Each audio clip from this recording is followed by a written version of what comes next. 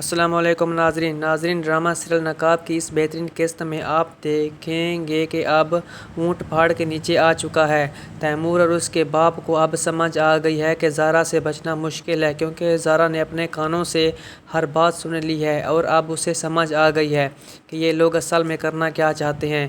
زارا بہت پریشانی میں مبتلا ہو چکی ہے اور کہتی ہے کہ میرے ساتھ یہ سب کچھ کیا ہو گیا، لیکن اب میں ان لوگوں کو بتاؤں گی کہ انہیں کیا کرنا ہے۔ آہستہ آہستہ اسے اپنی غلطی کا احساس ہو جاتا ہے کہ اس نے آج تک اپنے بھائی کا ساتھ نہیں دیا، جو کہ اس کی بہت بڑی بھول تھی۔ اب جا کر اسے اندازہ ہوا ہے کہ اس نے سب کچھ غلط کیا۔ دوسری طرف ایمان بھی شدید پریشان ہے اور کہتی ہے کہ میرے ساتھ ایسا کیوں ہو رہا ہے، کیونکہ وہ احد کو بلندیوں پر جاتا دیکھ رہی ہے اور محسوس کر رہی ہے کہ احد کو کسی بات کا کوئی اثر نہیں ہے۔ اسے اپنی کسی حرکت کی کوئی پرواہ نہیں، وہ سمجھتا ہے جیسے سب کچھ صحیح اس نے ہی کیا ہے۔ اب ہر طرف پریشانی اور حیرانی کا عالم ہے۔ بلال ایمان کو سمجھانے کی کوشش کرتا ہے کہ تمہیں فکر نہیں کرنی، بلکہ یہ سوچنا ہے کہ تمہیں یہاں سے جانا ہوگا، کیونکہ تیمور تمہارا پیچھا نہیں چھوڑے گا اور وہ کچھ ایسا ضرور کرے گا جس سے گھر کے حالات مزید بگڑ جائیں گے۔ بلال کہتا ہے کہ میں ایسا کچھ نہیں چاہتا، اسی لیے تمہیں ان سب چیزوں سے جلد از جلد خود کو الگ کرنا ہوگا۔ تمہیں اپنے فائدے کے لیے کچھ نہ کچھ کرنا ہوگا، ورنہ احد کو دیکھ کر تم مزید ٹوٹ جاؤ گی۔ اس لیے بہتر یہی ہے کہ تم دل سے ان سب باتوں کو نکال دو۔ پہلے تو ایمان بلال سے بات نہیں کرتی، لیکن وہ جانتی ہے کہ کہیں نہ کہیں یہ انسان سچا ہے۔ دوسری طرف زارا بہت پریشان ہو چکی ہے اور کہتی ہے کہ آخر مجھے اور میرے بھائی کو ان لوگوں نے کیا سمجھ رکھا ہے، اتنا نیچا دکھا دیا ہے کہ کچھ سمجھ نہیں آتا۔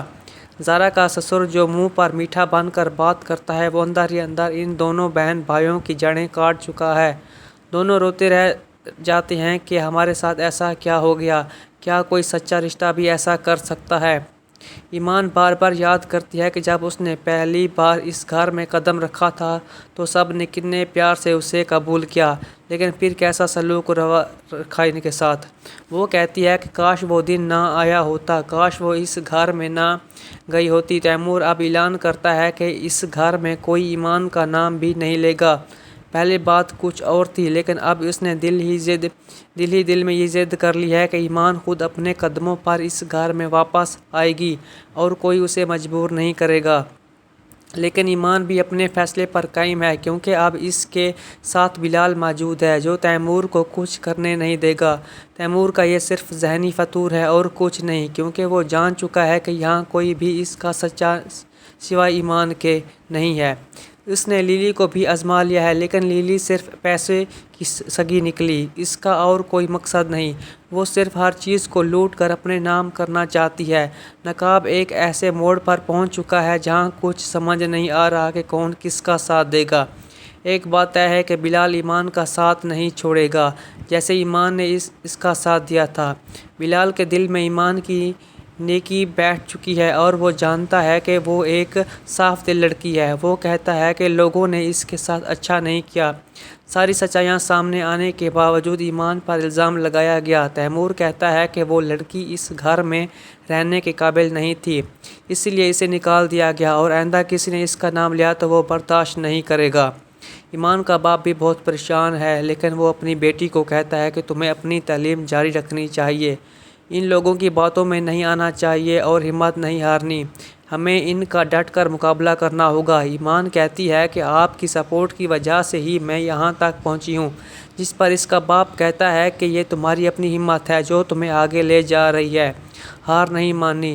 دوسری طرف بلال جیسے ہی سنتا ہے کہ ایمان کو بے عزت کر کے گھر سے نکالا گیا ہے، وہ اسے کال کرتا ہے، لیکن ایمان بات نہیں کرتی کیونکہ اس کا دل ہر چیز سے اٹھ چکا ہے۔ اسے لگتا ہے کہ سب جھوٹے ہیں اور کسی پر یقین نہیں کیا جا سکتا۔ بلال پریشان ہوتا ہے اور کہتا ہے کہ میری بات تو سنو، لیکن ایمان سننے کو تیار نہیں۔ وہ فیصلہ کرتا ہے کہ وہ ایمان کے گھر جائے گا اور اس کے گھر والوں کو سمجھائے گا کہ ایمان کو تیمور سے دور رکھا جائے۔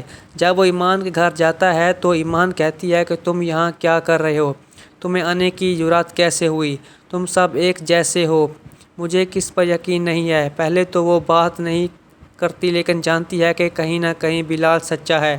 दूसरी तरफ ज़ारा फिर से कहती है कि इन लोगों ने मुझे और मेरे भाई को क्या समझ रखा है। इतना नीचा दिखा दिया है कि कुछ समझ नहीं आ रहा। ज़ारा का ससुर मुंह पर मीठा बांधकर अंदर ही अंदर इनकी जड़ें काट चुका है। दोनों बहन भाई रोते रह जाते हैं कि क्या कोई सच्चा रिश्ता भी ऐसा कर सकता है। ईमान बार बार अपने पहले दिन को याद करती है और पछताती है काश वो दिन ना आता और वो उन लोगों का असली चेहरा ना देखती। तैमूर अब कहता है कि घर में कोई भी ईमान का नाम नहीं लेगा, लेकिन दिल में उसने ज़िद बसा लिया है कि ईमान खुद वापस आएगी।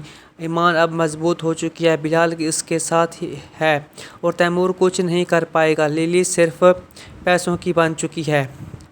दोस्तों, ड्रामा अब एक दिलचस्प मोड़ पर पहुंच चुका है, जहां पर किरदार की असलियत सामने आ रही है और फैसला होना बाकी है कि हक के साथ कौन खड़ा होगा। दोस्तों, अगर आप हमारे चैनल पर नए हैं तो हमारे चैनल को सब्सक्राइब कर दें ताकि नए अपडेट्स की नोटिफिकेशन आपको बर वक्त मिलती रहे। और अपना ख्याल रखें। शुक्रिया।